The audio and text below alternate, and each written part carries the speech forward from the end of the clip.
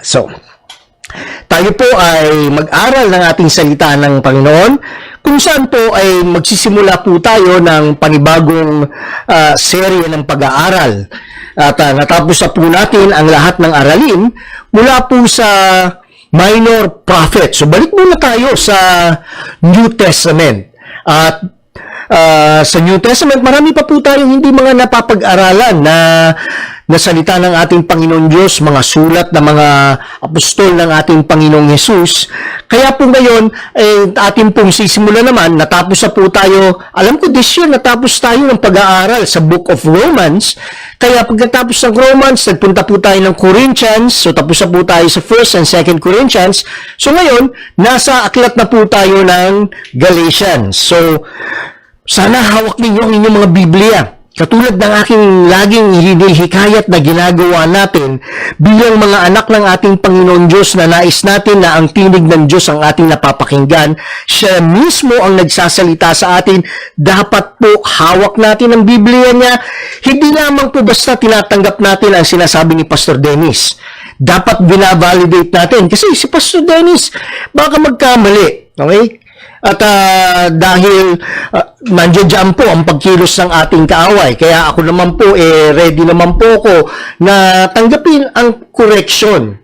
At ang kagandahan, may mga tao na lumalapit sa akin pagka nakita nilang, uy, pastor, parang nalihis ka ng konti doon. At ang nag-a-apologize ako pagka nakita ko talaga na nagkamali ko, bakit mahalaga yon. Mamaya sa pag-aaral natin, makikita natin yung kahalagahan ng isang mananaral ng salita ng Diyos na dapat tapat sa salita ng Diyos. Lalong-lalo na po, dapat tapat dun sa kapahayagan ng mabuting balita. So, bilang pag-aaral ng aklat ng Galatian, ano nga ba to? Sino nga ba itong sinusulatan ni Pablo?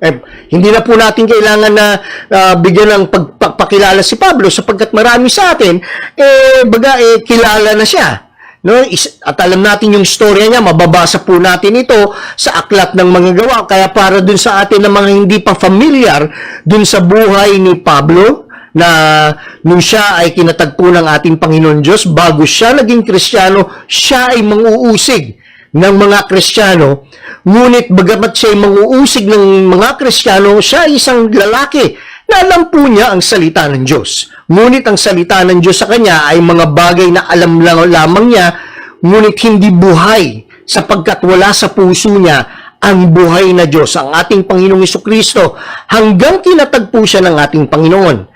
At nung tinatagpo siya ng ating Panginoon, doon na nagsimula ang pagbabago ng buhay niya.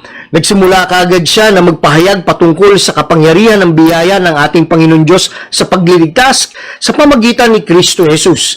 Ang Kristo, yung katuparan, yung pag sinabi natin Kristo, lagi natin aalalahanin, yung Christ sa Hebrew po ay yung Messiah, na kung saan sinasabi lang dito na tupad na. Si Jesus ang katuparan ng pangako ng Diyos patungkol dun sa Messiah, yung ipinangako na anointed king, anointed prophet, anointed priest, yung tatlong opisina yon na kay Kristo Jesus na. Kaya nung si Pablo ay nagsimula ng mangaral, marami pa siyang kailangan dapat matutunan at sa buhay niya dinala ng ating Panginoon si Barnabas sa kanya at sila ngayon ay nagministeryo. Dalawa, magkasama. Of course, ang primary lead noon, nung nagsisimulang maglingkod si Pablo, ay si Barnabas. Ngunit kailan nagsimula ang first missionary journey niya? Nasaan si Pablo noon? Kung bubuksan po natin ang ating Biblia sa Acts chapter 13, makikita po natin si Pablo po ay nasa Galacia. Bago siya nagsimula dun sa tinatawag nating first missionary journey niya. On Acts chapter 13, verse 1, at dito po ay nadinig, hindi lamang po ni Pablo, kundi si Pablo at si Barnabas, nadinig nila ang tinig ng ating Panginoon Diyos na sila ay itinatalaga upang humayo at mangaral ng salita ng ating Panginoon Diyos sa iba't ibang lugar. At hindi lamang silang dalawa ang nakapakinig nito. Tingnan po natin, Acts chapter 13, verse 1. Now in the church at Antioch. Now, this Antioch is Antioch in Pisidia, which is on the southwest part ng Galatia, the province of Galatia. There were prophets and teachers: Barnabas, Simeon called Niger, Lucius of Cyrene, Manaen, who had been brought up with Herod the Tetrarch. And so, while they were worshiping the Lord and fasting, the Holy Spirit said, "Set apart for me Barnabas and Saul for the work to which I have called them." So after they have fasted and prayed, they placed their hands on them and sent them off. So dito makikita natin, ito po yung tinatawag nating starting point ng ministerial life ni Paul. Of course, kay Barnabas, this might not be his first time because we could see na noong time na from Jerusalem, pumunta siya sa Antioch to minister to the believers in Antioch. Pero kay Paul, ito yung first time na talagang narinig niya ang tinig ng Diyos kasama ng iba pang leader ng simbahan. Kaya nga po, it baffled many scholars kung bakit ngayon itong si Pablo sumulat ng isang talagang nakaka-alarma na salita ng ating Panginoon Diyos. Nakaka-alarma kasi mukhang may problema dun sa simbahan. At yung problema ay tila yung katotohanan patungkol kung sino si Kristo Jesus ay parang nababaliwala yung katotohanan na siya yung kapangyarihan ng biyaya ng Diyos sa pagliligtas, sapagkat may pumasok na mga kalalakihan, na mga religious leader galing Jerusalem na nagsasabing sila ay Kristiyano, at nung nakadating sila sa Galacia, sila rin ay nagturo ng salita ng Diyos. Ngunit sa pagtuturo nila ng salita ng Diyos, meron silang mga idinadagdag. Kanilang itinutulak na para sa mga Kristiyano na nasa Galacia, kailangan din nilang sundin at tuparin ang kautusan na ibinili ni Moses. Yung mga ritual na nando doon sa tinatawag nating law. Para sa kanila, pagka hindi daw nila ginagawa yon, hindi kumpleto ang kanilang kaligtasan. Pero alam niyo, ito yung nakakapagtaka Yun talagang nagbibigay ng pagtataka dun sa mga scholars kasi Galatian Church is a mission-sending church. Missionary sending church. At para sa mga church expert, pagka ikaw ay missionary sending church, ang ibig sabihin nun, ang pinapahiwatag nun, ay you are a strong church. Na, pagka tinignan po natin sa mapa, doon po sa mga Bible ninyo, kung hawak po ninyo yung hard copy ng Bible. Kasi maganda talaga pagka may hard copy ng Bible. Doon sa hard copy ng Bible, sa likod ay meron po tayong mga maps. On the map sa likod, para mas maganda, may visual kayo, hanapin niyo po doon sa mapa kung nasan yung Galatia.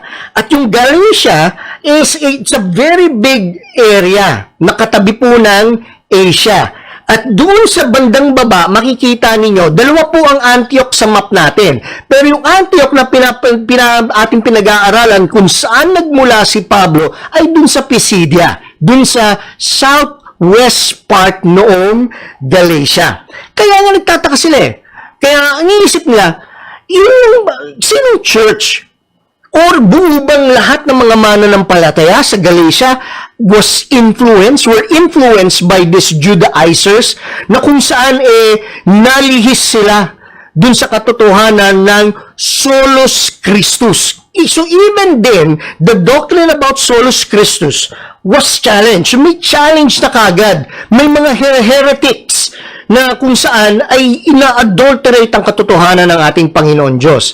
And alam niyo po, history would tell us na talagang andali po na ang church makaptive ng mga errors, ng mga heresy. In fact, for a long period of time, the church was held captive by so many errors until the time of Reformation. And after the time of the during the time of the Reformation, the Reformers themselves, nakita nila kung paano kumilos ang ating kaaway na kung saan binibigyan ng mga idea, opinion, yung mga tao nag-aaral ng salita ng Diyos na nagpo-formulate po sila ng sarili nilang katuruan at kanilang dinadala sa loob ng simbahan at sinasabi sa simbahan, ito ay katotohanan. Kung ano yung naranasan po ni Pablo noon, naranasan po ng simbahan throughout the history, at alam niyo po yung katotohanan na ang simbahan ay pinapasok ng maling katuruan, ay present din po ngayon. At yun ngayon ang ating pag-uusapan. Itong sulat ni Pablo, at karamihan nga po ng sulat ni Pablo kadalasan, ay kinukumpronta niya ang mga problemang hinaharap ng simbahan. At seryosong problema ang kinakaharap ng simbahan sa Galacia sapagkat ito ay ang katotohanan patungkol kung sino ang ating Panginoong Yesus at ang kapangyarihan ng biyaya ng pagliligtas ng ating Panginoong Diyos. Kaya nga po pagdating sa chapter 15, verse 1 ng Acts, buksan niyo po ang Bible ninyo.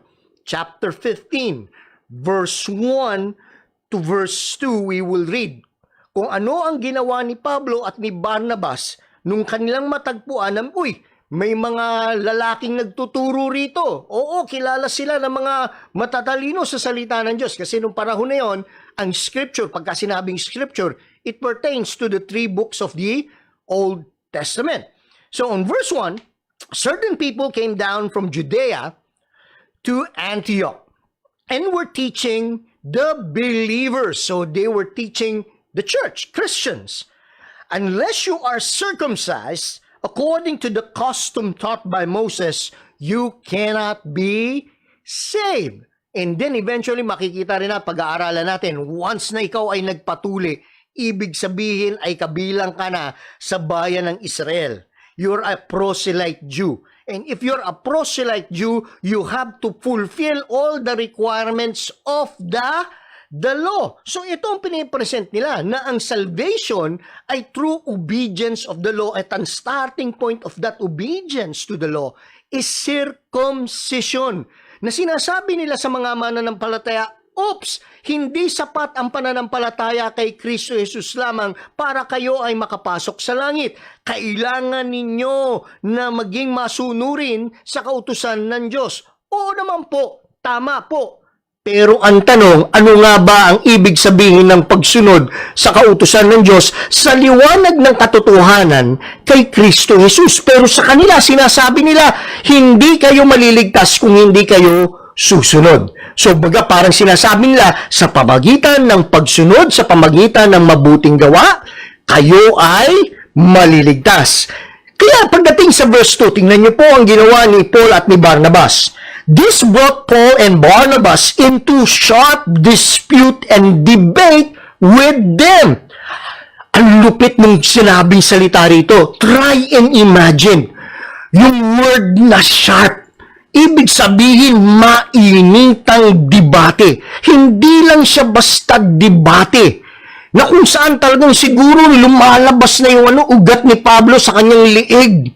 At si Barnabas, ganun debate ang ipinapakita dito. Hindi lang debate na kung sasabihin natin ay parang intellectual. Hindi, kasi para kay Pablo at para kay Barnabas, this is a matter of eternity. This is a serious matter. Hindi natin pwedeng palagpasin itong magkakamaling ito. Kailangan may gawin tayo. Kailangan harapin natin sila. Kailangan tuligsain natin sila dun sa maling tinutulak nila at isinusulong nila sa simbahan. So Paul and Barnabas were appointed kasi talagang ibig sabihin nito, mainitan na sa loob ng simbahan. Sandali, mukhang hindi natin mariresolve dito eh. May argumento sila, may argumento kayo, o sige. So Paul and Barnabas were appointed along with some other believers, so maaaring yung mga believers na alongside with them who believes dun sa argument nila, pero may mga believers, of course, who are also against them. So with some other believers to go up to Jerusalem to see the apostles and elders about this question.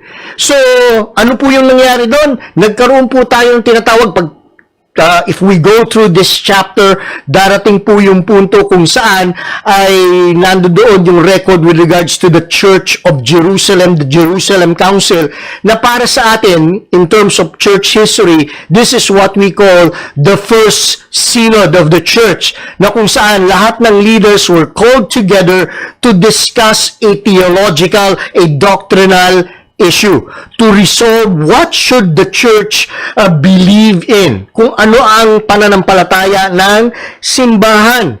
At doon pagkat sinusugal natin ang storya, makikita natin kung ano ang pagtatapos doon sa synod na yon. Hindi po yun natapos ng walang resolution kung ano ang dapat pananampalataya ng mga mananampalataya with regards to how do we take the law and how do we see that complete work of our Lord Jesus Christ, His person and His work, meaning when I say work, yung kanyang life, yung kanyang death, yung kanyang resurrection and ascension. So, ngayon pong umaga, sasagutin po natin yung tanong na, what does God wants His church to know about His sovereignty and the power of grace in the gospel? Ulitin po natin. What does God wants His church to know about His sovereignty? Okay? Sovereignty niya. Now, para sa atin, maganda, isulat natin yon. And if we have time, because we're now on the internet age, you do a little bit more research with regards to what sovereignty is. Sovereign, okay? Nag-iisang naghahari. Siya lamang yung naghahari. Okay? And the power of His grace, yung kapangyarihan ng ating Panginoon, specifically sa pagliligtas ng kanyang mga hinirang. So, una, sa ating pong pagbabasa ng Galatians chapter 1, if we would zero in on verse 1 and 2, which would be the basis of my first point, God wants His church to know that it is according to His sovereign grace alone that He determines who are His, una sa lahat, preachers.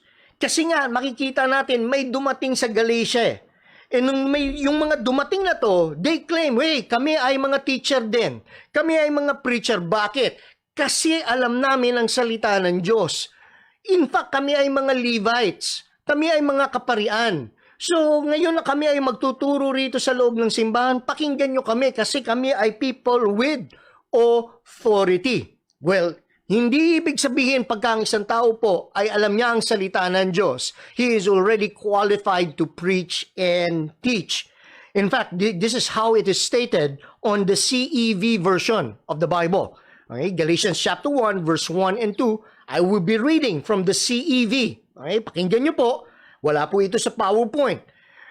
From the Apostle Paul and from all the followers, all the Lord's followers with me. Okay? So, meaning, there is this distinction. Paul is an apostle and there are also follower.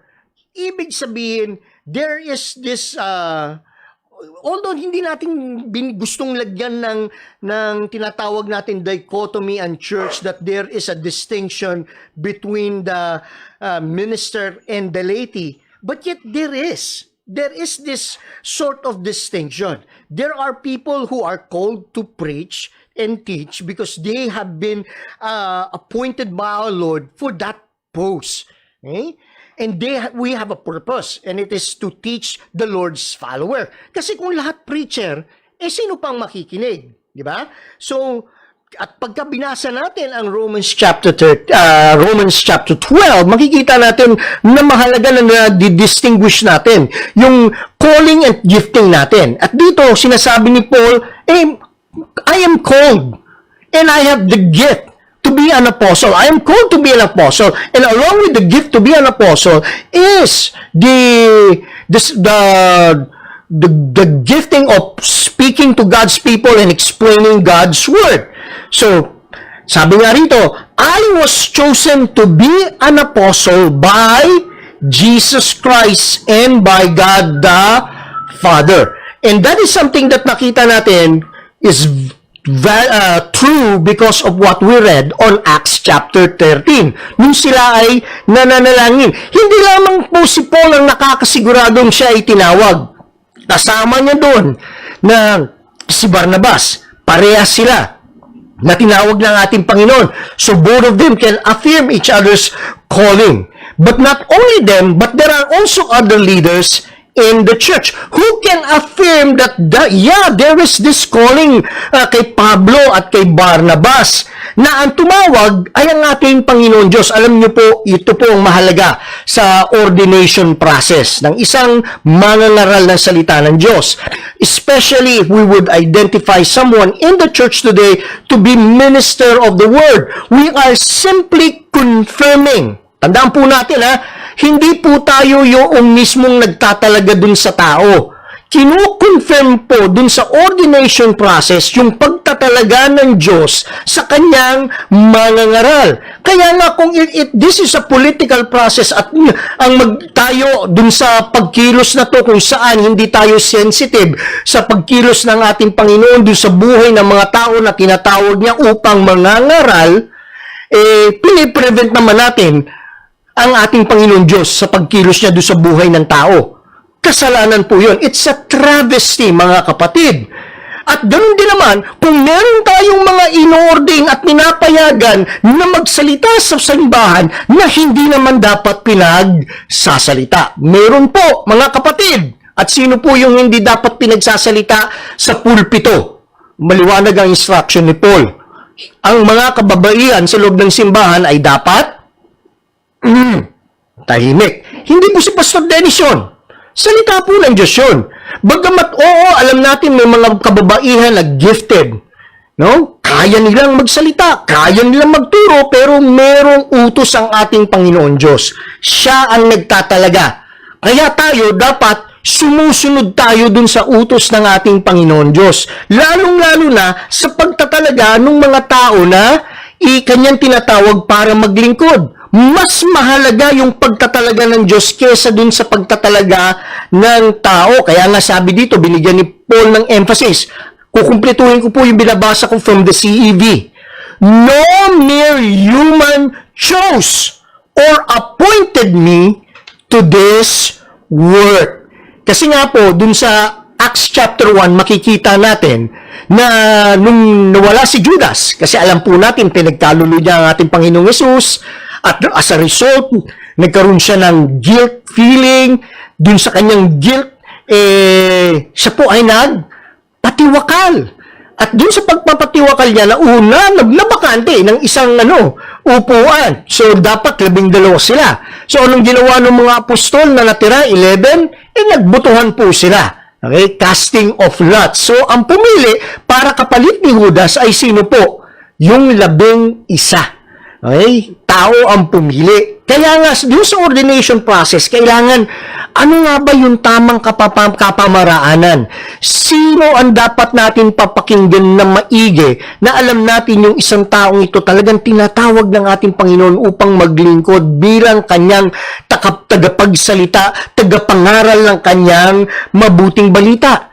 Kasi ang liwanag naman po nung sinabi dun sa Acts chapter 13 verse 2 Sinabi ng banal na Espiritu na sabi ng ating Panginoon Diyos mismo, set apart for me, italagan nyo sa akin, appoint, ordain, okay?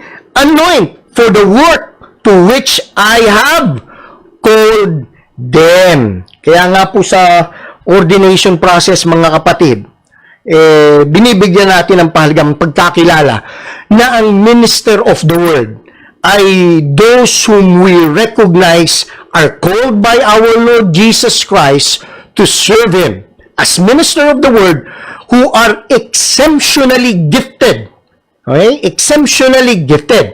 Pero hindi ibig sabihin na mga elders po ay hindi rin tinawag na magsalita. Tinawag po sila, kaya nga po ang qualification ng elders are able to teach. Nan po natin lahat po ng elders dapat po able to teach. Pero sa loob ng simbahan, dapat merong exceptionally gifted men. Kasi pagka wala tayo ng exceptionally gifted men who will preach and teach the children of God, the sheep, ayun, magkakaproblema. Kasi tila mukha dun sa Galatia, dumating yung panahon na dahil kasi nga mission sending church sila. At sabi nga ni Pastor Nomer Bernardino, the best people that we have to send to the mission field should be the best people that we have in the church. Kaya kung yung mga best people in the church ay nag-mission, anong naiwan din sa simbahan? Kasi ina-assume natin that people in the church are already strong. At pagka naglumabas yung best people, tapos yung mga naiwan mahihina pala sa pananampalataya at walang ika nga minister of the word. Ayun, doon nagkakaroon ng problema. So, nung dumating si Pablo at si Barnabas, talagang napaaway sila. Okay? At yun nga sabi ko pag binasa natin yung tulig saan ni Pablo at ng mga Judaizer, away po yun. At hindi basta away, talagang nagkakainitan sila. Okay? At first time natin makikita from the Bible na masasabi natin na nagalit si Paul at si Barnabas at nagpakita ng galit sa loob ng simbahan pero hindi sila nagkasala. Tandaan po natin we can be angry but do not sin. But itong kagandahan kay Pablo bagamat marami siyang mga tumutuligsa sa kanya, kasi isa sa mga pagtuligsa sa kanya nitong mga leaders, kini-question nila yung pagiging apostle niya. Talaga bang tinawag ka ni Jesus Christ? Talaga bang narinig mo si Jesus Christ na kasama mo yung mga 12? Talaga bang apostle ka? Yun. Kini-question nila palagi yung authority ni Paul. Bagamat siya na binibiktima nitong mga taong ito dun sa mga maduduming politics sa loob ng simbahan. Pero alam nyo, si Pablo hindi niya inalaw na siya ay maging parang isang biktima. Paul always took it upon himself as a challenge. It is for him a challenge to press on towards the goal for the prize of the upward call of our Lord God sa kanya. So patuloy siya, bagamat merong challenges, may mga people who were preventing him from fulfilling the ministry to which God had called him, hindi siya nagpatinag. Alam niya kasi, alam niya kung sino siya, paano siya hinubog ang ating Panginoon Diyos at tinawag siya at ngayon ay itinalaga siya sa ministeryo. Kaya alam niya, sigurado siya na siya ay preacher ng ating Panginoon Diyos. Pero yun nga na sa loob ng simbahan, may mga tao na hindi dapat natin binibigyan ng oportunidad na magsalita sa mga mananampalataya. Bakit? Kasi mali ang kanilang tinuturo. So why are preachers whom God Himself called to serve vital to the life and ministry of the church? Bakit mahalaga ang pagkakaroon sa loob ng simbahan ng mga exceptionally gifted men who can preach and teach the Word of God? Well, on Ephesians chapter 4, verse 11 to verse 15. Okay, open your Bibles, Ephesians chapter 4, verse 11 to 15. And this is probably a familiar verse for many of us because it is very often na binabasa po natin ito. Very often that I would refer to this because of yung richness na sinasabi ni Paul dito with regards to the role of those who are called to preach and teach the gospel. On verse 11, so Christ Himself gave the apostles, gave the prophets, gave the evangelists, gave the pastors and teachers. So these men are gifts from our Lord God. So pag kami ibinigay na regalo sa atin ng Panginoon Diyos, anong gagawin natin doon sa regalong iyon? Alam niyo po, dapat po inaalagaan natin, hindi natin pinababayaan, tinitreasure natin kasi very rare ang gift na ito.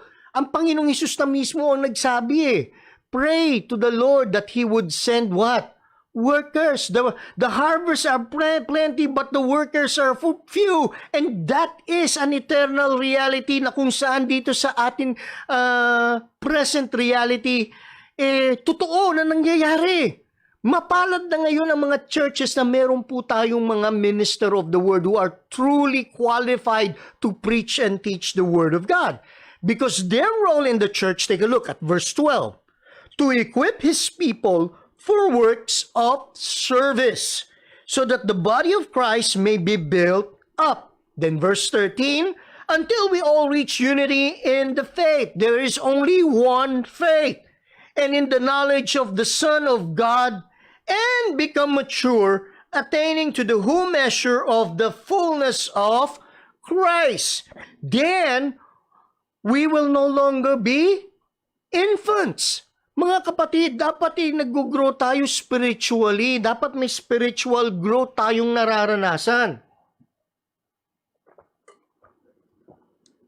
At dun sa spiritual growth na nating nararanasan, mga kapatid, tingnan nyo hindi na tayo dapat na tatangay nung kung ano-anong mga turo. Kaya pagka tayo ay madaling natatangay ng mga napapanood natin sa TV kasi, napakinggan ko si ganito kasi ang ganda nung binasa niya from the Bible. Pero yung pagkabasa niya sa Bible ay hindi naman talaga yun yung ibig sabihin nun. Meaning, ginagamit niya yung salita na yun para kilitiin lamang yung tenga ng mga nakikinig sa kanya at hindi naman talaga pinapaliwanag na maayos, nililihis niya yung mga nakikinig dun sa tamang turo. Kaya, sabi dito, tossed back and forth by waves and blown here and there by every winds of teaching and by the cunning and craftiness of people in their deceitful skimming. Deceitful skimming. Mga kapatid, sulat nyo po itong pangalan na ito. Costi Hinn. Okay? Pamangkin nino nung famosong prosperity gospel preacher na ang pangalan ay Benny Hinn. Si Costi Hinn po ay nakaranas ng makatotohanan conversion sapagkat napakinggan niya ang mabuting balita at alam niya yung skimming na ginagawa ng kanyang tiyo na kilalang kilala dito rin sa Pilipinas sapagkat maraming mga Kristiyano ang natuwan-tuwa sa ministry niya. Pero sabi nga, may scheme ang kanyang tiyuhin at kanya pong in-expose ito. Okay? At siya po ay ngayon ay pastor na ng makatotohanan ng Kristiyanong simbahan. Then verse 15, instead, speak the truth in love. We will grow to become in every aspect the mature body of Him who is the head, that is Christ. So, pagka kami ay hindi nag-preach, at hindi na, siyempre pagka nag-preach po tayo ng katotohanan, kailangan ipakita natin, i-reveal natin yung kung ano yung mali. Kasi hindi mo may compare what is an apple against a rotten apple or hindi nga lang rotten apple baka iba pang ano yan forbidden fruit pa nga di ba? So, pag truth, we have to say the truth and it is unloving if we will not speak the truth. So mga kapatid, yun ang role ng preacher. Na ang ating Panginoon Diyos, siya ang nakakaalam. Meron siyang mga tinataglaga. At yung mga tinatalagang yun, dapat talaga ini-encourage natin, katulad ni Barnabas kung paano niya in-encourage si Paul. Kasi kung walang Barnabas na nag-encourage kay Paul, baka wala tayong Paul. Pero nasa plano ng ating Panginoon Diyos si Paul Kaya ipinadala niya si Barnabas kay Pablo. At may mga ganitong sitwasyon sa loob ng simbahan na kailangan natin ng mga Barnabas para magtaguyod ng mga future Paul sa ating church. Marami po tayong future Paul pero nabibiktima po ng mga politics ng loob ng simbahan. Kaya hindi po dapat natin hayaan ito.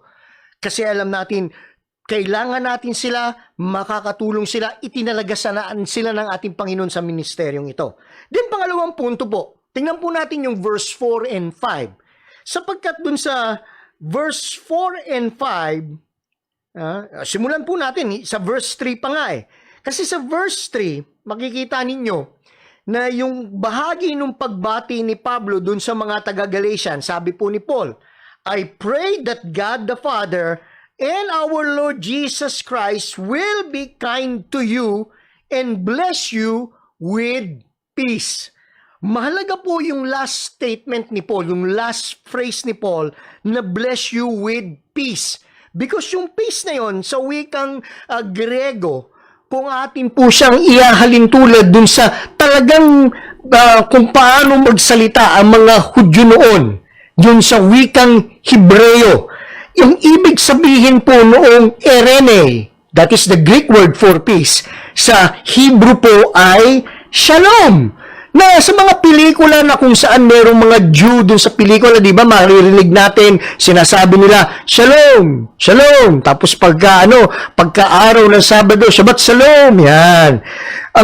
Pagka nagpo-pronounce po ang isang Hudyo ng Shalom, pinopronounce po niya na nawa yung blessing ng ating Panginoon Diyos, yung complete best blessing ng kanyang rest in peace, be upon you. Yun po yung pagbati na Shalom na iginagawad. Na kung saan, sabi nga ng Freeburg Lexicon, ito po yung aking na-research with regards sa magandang definition ng Shalom.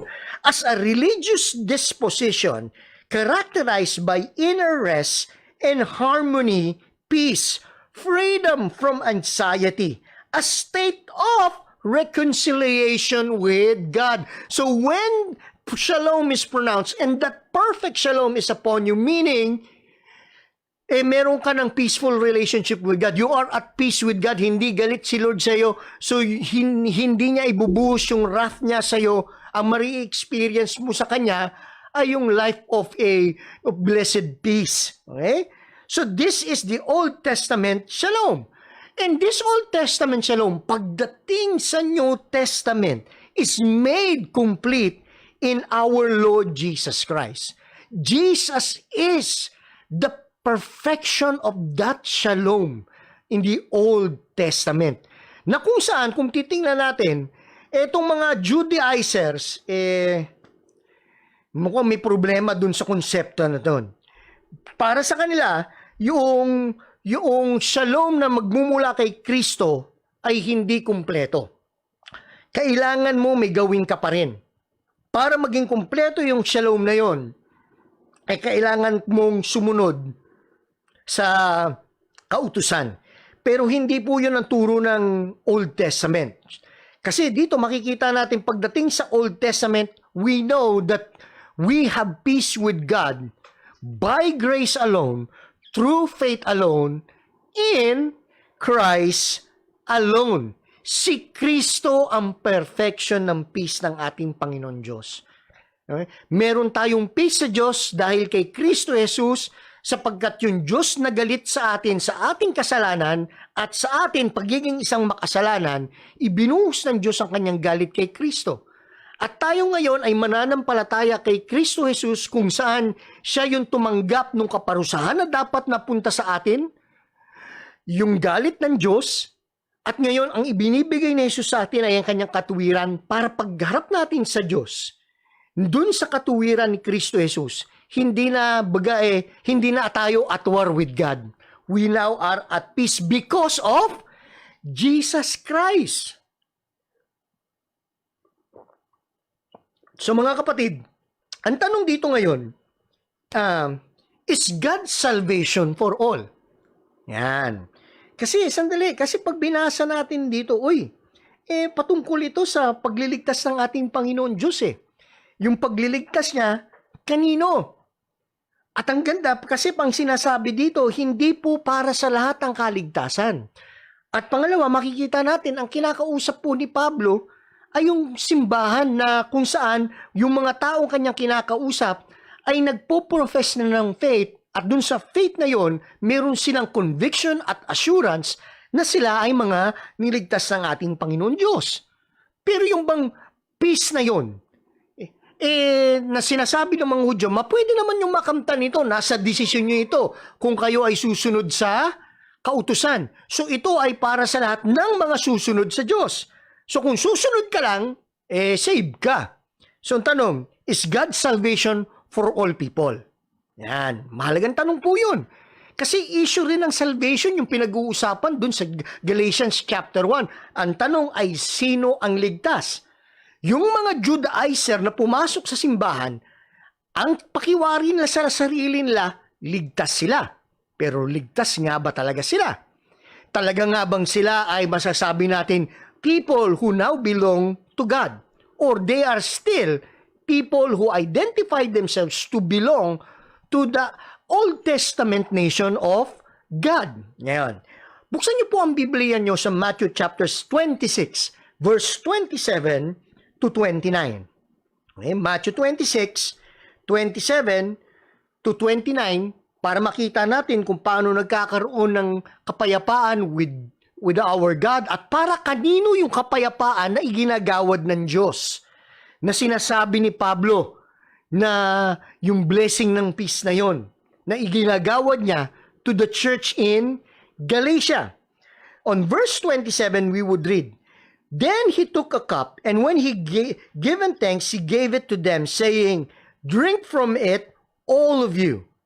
This is my blood of the covenant, which is poured out for,'" okay? Tingnan nyo kung binabasa nyo po from the NIV. "Poured out for all?" Hindi po Hindi po all ang ginamit na word Many. Pagka sinabi natin two, hindi siya one. Anong tawag na natin doon? Many na yun So how many? I don't know. But this is what Jesus is saying. For many. For the forgiveness of sins. Not for all. Kaya dapat maliwanag sa atin na ang atonement ng ating Panginoong Jesucristo, because what is being said here when Jesus was instituting yung tinatawag nating Lord's Supper. The Lord's Supper is a celebration for those whom Jesus is atoning. Para kanino yung atonement ng ating Panginoon Diyos? Yung pagkanyang pagtutubos sa kasalanan, yung pagliligtas. And it is for whom? It is for many. Okay? Not for all. I tell you, I will not drink from this fruit of the vine from now on until that day when I drink it new with you in my Father's kingdom. And you know what is amazing sa katotohanan ito? Anong amazing sa katotohanan ito? Ay wala po si Judas. Tingnan niyo po yung Bible ninyo Nasaan po si Judas noong mga panahon na ito? Nasaan po si Judas? Nandoon na po siya. Doon sa mga tinatawag nating mga Jewish leader. Jewish leader na kung saan handa na silang pinagpaplanuhan na kung paano aarestuhin ang ating Panginoong Jesus. Meaning, nung in-institute, kasi meron pong argumento Ang sabi nila, sabi ng iba, baka si Judas part pa nito. Yung iba sabi, no, hindi. Kaya nga ang Lord's Supper dapat is a celebration for those who are atoned. At ang atonement po is limited to whom? To the elect. So here we would see the reprobate, Judas, who, sabi ng ating Panginoon, mas mabuti pa sana hindi ka pinanganak. No, yun po ang katotohanan sa mga reprobate. Sapagkat ang mga reprobate are men who are beyond redemption. Ang redemption po ng ating Panginoong Jesus is particular. Particular po for His elect. Kaya nga tawag natin, particular redemption or limited atonement. At kung hindi po natin matanggap ito, sandali, mukhang ibang ebanghelyo ang iyong pinaniniwalaan. Kasi maliwanag po rito sa binasa po lang natin. Kaya nga ang Lord's Supper, mga kapatid, tingnan ninyo, it is a celebration of people who belongs to God, who will be with God for all eternity. Na dito pa lang sa lupa, kung hindi ka talaga Kristiyano, huwag kang tumanggap ng Lord's Supper. Bakit? Kasi tatanggapin mo sa Lord's Supper, pagka kumuha ka nito, ay yung kaparusahan. Kaparusahan. Sinabi po ni Pablo yan. Mamaya pag-uusapan natin yan. Pero dito makikita natin na dun pa lamang sa institution ng ating Panginoong Hesus, nung in-institute ng ating Panginoon ang Lord's Supper, maliwanag siya ng ang kaligtasan ay hindi para sa lahat. Kaya nga rin po ang Lord's Supper ay hindi rin po para sa lahat. Para ito dun sa mga taong niligtas ng ating Panginoon Diyos, yung mga tinubos ng ating Panginoong Jesucristo sa kanilang pagkakasala. At yung huling punto ko po dito ay tingnan nyo po yung verse 6 to 10. At dito sa verse 6 to 10, mahalaga po na sinasabi rito ng ating Panginoon Diyos that God wants His church to know that it is according to His sovereign grace alone that He determines what is His gospel. Hindi po dapat ang tao magsasabi kung ano ang gospel. Kasi pagka ang tao nagsabi kung ano ang gospel, it's either kulang yung sinasabi nilang gospel or baluktot yung sinasabi nilang gospel. Any deviation from the true gospel, from that one gospel, okay, is a false gospel. Kaya kailangan maintained ang purity ng gospel kasi ang Diyos mismo ang nagbigay nito. Hindi po maaaring magkaroon ng distortion. Kaya pagka may distortion yung gospel, ibang gospel na po yun. Any adulteration, okay, any mishandling of truth makes the gospel different. At mahalaga po kay Pablo yun. At hindi lamang kay Pablo, mahalaga sa Diyos yun eh. Sapagkat yung gospel ay patungkol sa katotohanan kung sino si Kristo Jesus at ang ginawa ni Kristo Jesus na pagtutubos sa kasalanan ng kanyang mga hinirang. So most of the Judaizers were Jewish priests who wanted to enjoy, kat dumating sila ron di ba, sa Galatia. They want to enjoy, priest kami. Pero ngayon, Christian na kami. Pero servant pa rin kami ni God. Kasi nga, yung nakita nila, ang daming mga Christian na Greek. Sandali, Christian na sila. Nag-aaral din sila ng salita ng Diyos. Pero alam mo, dapat makakuha tayo ng tithe sa kanila. Sayang yung tithes nila. Dapat pumapasok din sa templo kasi pagka may tithe sila, abati meron tayong sweldo. Mas malaki ngayon ang kita natin. So, it's about money for them. Okay? And kung titingnan natin, people who are preaching a distorted gospel, a gospel that is a different one, there is a deviation from the gospel, what are they really after from the people? They're after money. Kaya nga minsan, nung napakinggan ko, eto po kasi madalas ginagamit yung malakay, idinideclare sa tao, magbigay kayo sa Panginoon, ibigay nyo yung ikapunin nyo at yung offering. Kung hindi, sabi ng Panginoon, bubuksan niya ang kanyang ang mga dungawan ng langit at ibubuhos siya yung pagpapala niya. Kaya the more you give to the Lord, the more the Lord will give to you. So baga parang, Lord, ito yung pera, ini-invest ko ito sa inyo, sana mo multiplyin mo ito. Pero sandali, yung greatest blessing ng ating Panginoon ay sino? Ang ating Panginoong Hesus Na kung saan makikita natin dun sa journey ng mga tao na may tunay na pananampalataya, ang pagbibigay sa kanila ay hindi paghahangad para sila ay magkaroon ng mas marami. Kaya nga yung mga Judaizer, nakita nila, sandali, this is an income opportunity.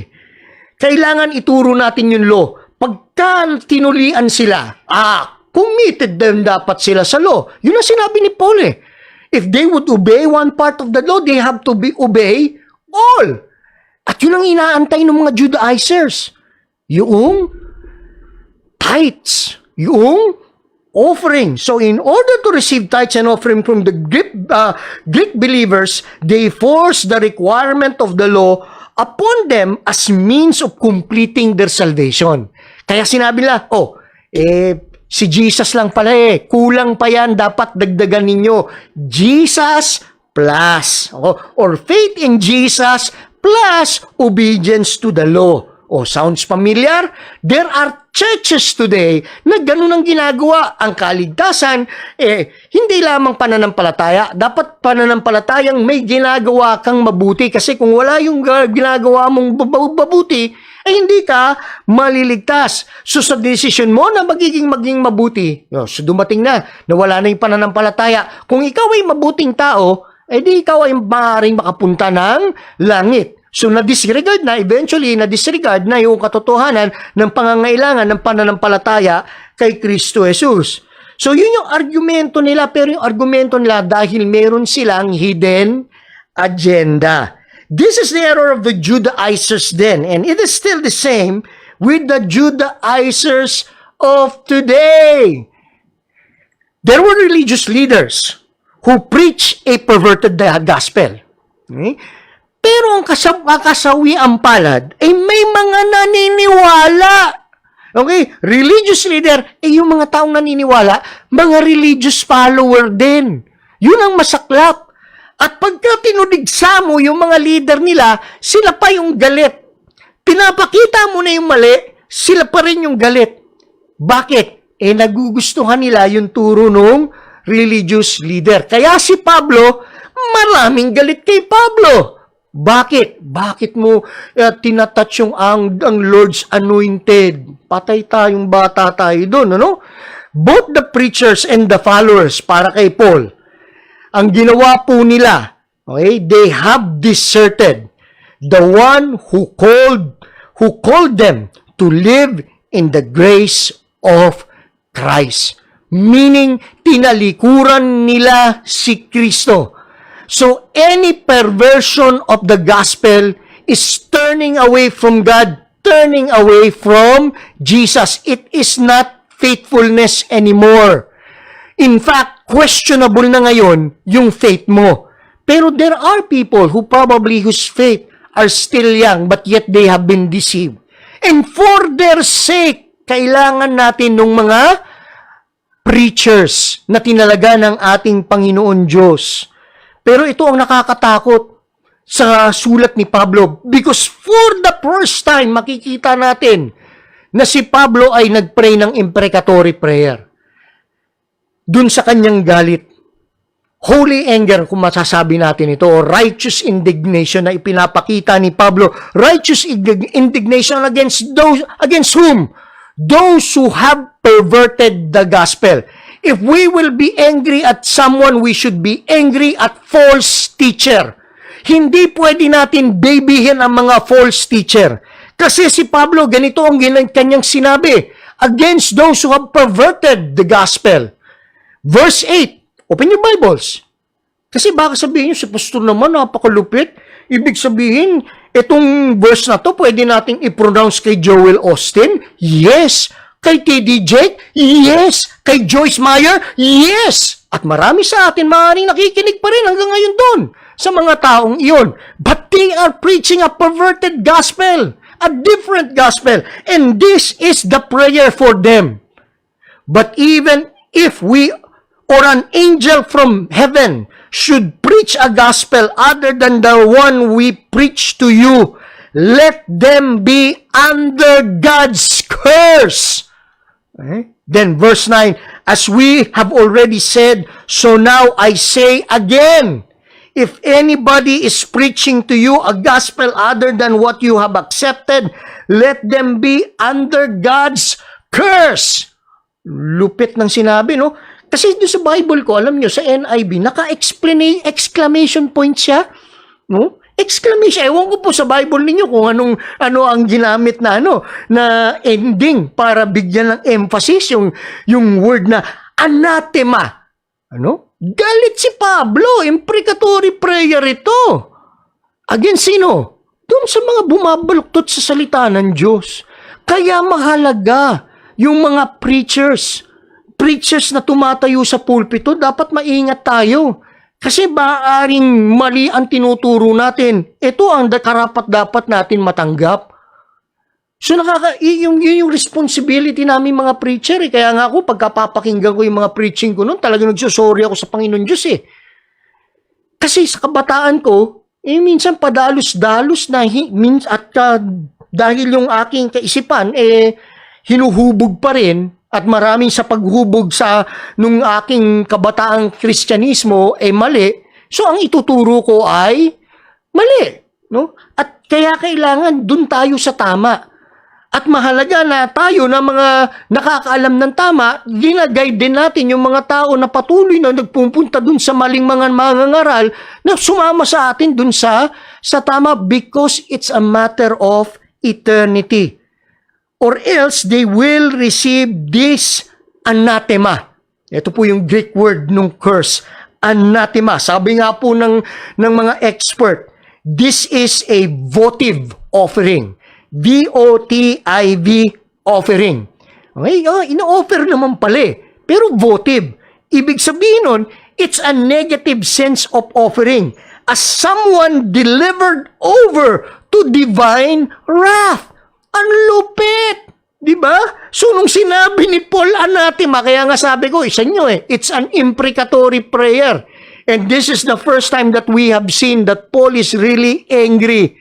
And his anger, kasi madalas galit tayo sa politics no? Sa mga political leader na corrupt. Pero alam nyo, there is more anger that we have to pour, not on the worldly politics, because we know the worldly politics, corrupt talaga yan Pero ang problema pagka yung sa loob ng simbahan, yung mangangaral would be preaching a corrupt gospel. At dapat dun tayo mas magalit.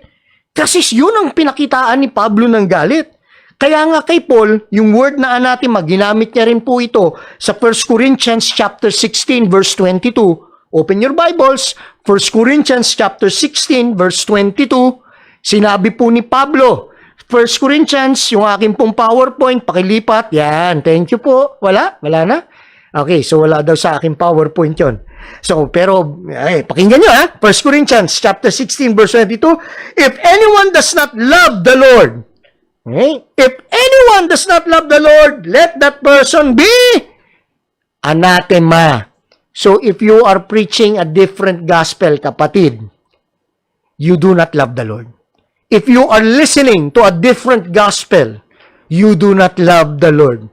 The evidence, one of the evidence that we love the Lord is our commitment to the right preaching of the gospel, and to us listening to the right preachers, and for us trying to prevent these errors, right? Stopping them. Kasi what should the church do to those who preach a different gospel? Nakita natin dun sa Acts kung ano ginawa ni Paul tsaka ni Barnabas, di ba? Nanahimik ba sila? Inalaw ba nila na, sige, patuloy lang kayo. Galing naman sa Bible yung sinasabi ninyo Ecumenical naman tayo, sama-sama tayo, pare-parehas lang naman ang tinuturo natin. Sandali, hindi nga po pare-parehas May error! Even the slightest error makes the gospel different.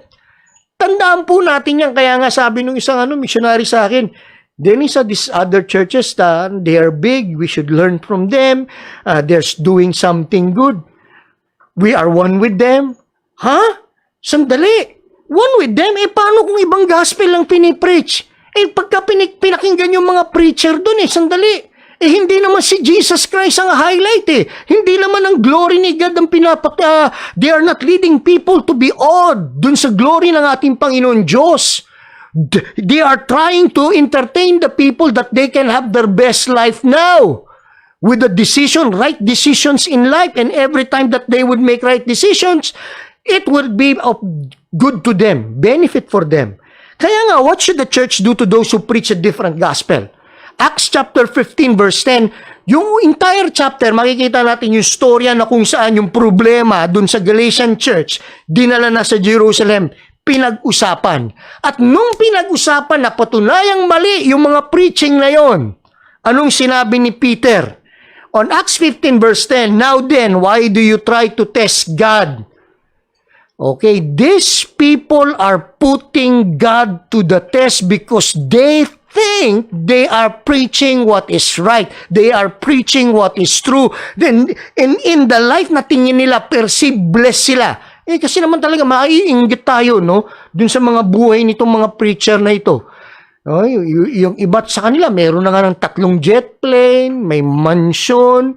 Sino ba naman magsasabi na hindi sila blessed? Sandali. Alam mo, they have put the Lord God to the test. Kasi ang dyablo, sinabi sa ating Panginoong Hesus, anong sinabi niya? Sambahin mo lang ako, ibibigay ko sa iyo lahat itong mga nakikita mong ito. Sa kanila ay ibinigay. Bakit? They have put the Lord God to the test. By putting on the neck of the Gentiles a yoke that neither we nor our ancestors had been able to bear. No, sabi ni Peter, we believe it is through the grace of our Lord Jesus that we are saved, just as they are. Boom.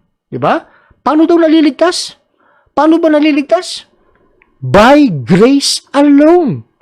By grace alone. So for you to experience the complete blessing of God's promised salvation, the salvation of your soul is by grace through faith in Christ. So if you have Christ Jesus, you are complete. So your material blessing is not an evidence of God's blessing. Tatandaan po natin yan. Baka kasi yung material blessing mo, it's actually an evidence of God's curse because you have put the Lord God into the test. Okay? So Peter is explicitly clear na ang ginawa nitong mga taong ito is a deliberate act. Deliberate act of making God angry. So in the Jerusalem Council, yung nangyaring debate doon, in-expose lang nila yung error. So meaning, the church has to expose the errors of those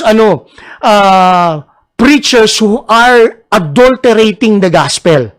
Any adulteration of the gospel, kailangan head-on, kinokorek natin yan.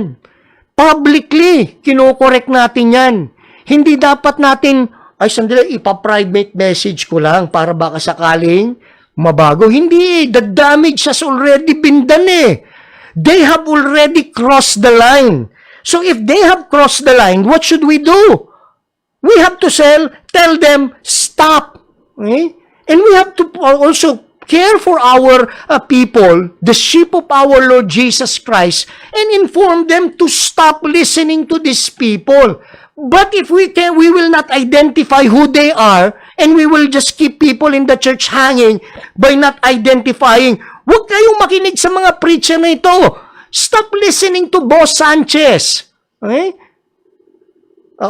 Konti nga lang parang ako, gusto ko rin sabihin na stop also listening to Joby Soriano Kasi si Joby, although nasa professing evangelical church siya, pero pag pinakinggan mo, prosperity gospel preacher din And prosperity gospel preaching is an adulteration of the gospel, pero they identify themselves to be evangelical na parang alay natin.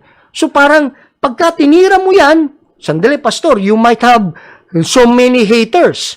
Pag tinira mo pa yung isa pang leader na mas malaking church, kasi ginarningan ako nung kaibigan kong professor sa ATS, kasi nung napakinggan ko yung preach nung big name preacher na yon, Dennis, pagka ginawa mo yan, ready ka lang. Kasi siguradong marami kang bashers. Kasi maraming followers yun So yun po ang hirap pagka maraming followers sa false teachers. Na although may tama, kasi katulad ng mga Judaizers, may mga tama. Kaso may mga tama rin sila Di ba?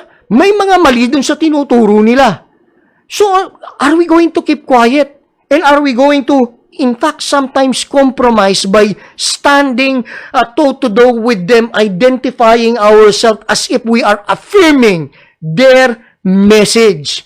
Kaya yun po yung isang struggle ko dun sa ecumenism in the sense of us being part of this movement na evangelical. No? Kasi dun sa evangelical movement in the Philippines, hindi po lahat is committed to what we call a pure gospel. As Christian Reform, we have to stay committed to a pure gospel, which is about our Lord Jesus Christ, His person, and His word. So God, in summary, God wants His church to know that it is according to His sovereign grace alone that He determines who are His preachers. He determines the means of His salvation. And the means of His salvation is whom?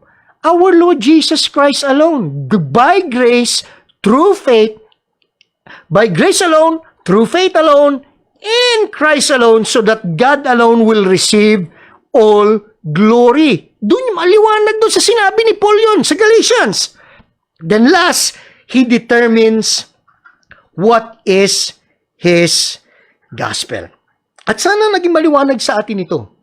At alam nyo, mahalaga po itong bagay na ito.